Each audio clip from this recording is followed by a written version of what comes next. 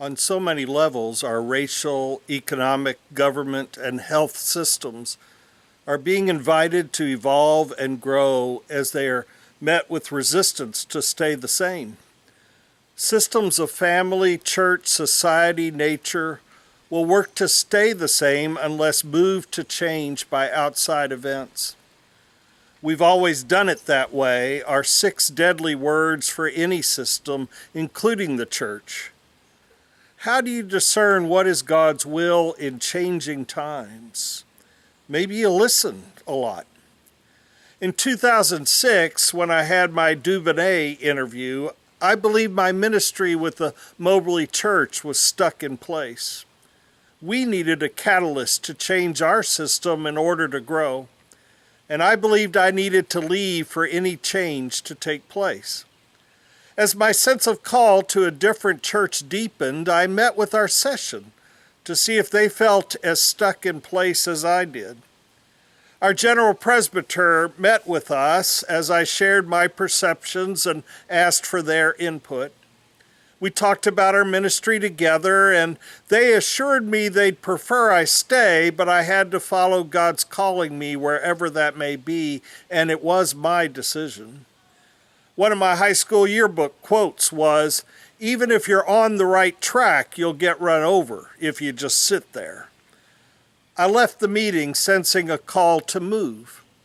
And then I walked onto the parking lot where many church meetings take place.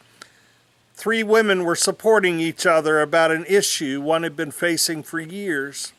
And I joined the conversation, and because I knew the history, I was able to offer a new experiment to try to improve the situation. As I drove home, I realized that having history with people can help the trust and insights to move a stuck system forward into new territory as much as changing the leader. Now I sensed I should stay and lead the church through change as a changed minister rather than changing ministers. I announced to my relieved wife that we were staying and called the other church to stop the process.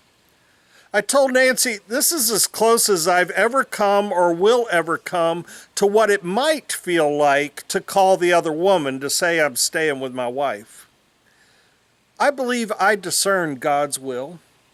My ministry with the church changed that day, and we envisioned a new future together as we moved forward in new ways. Less than a year later, when I needed to leave ministry for 9 months after my hospitalization, I sure was glad to be a part of a community that knew, loved, and supported me rather than people I was just getting to know. When you listen, God will lead you through the struggles of needed changes in all our systems.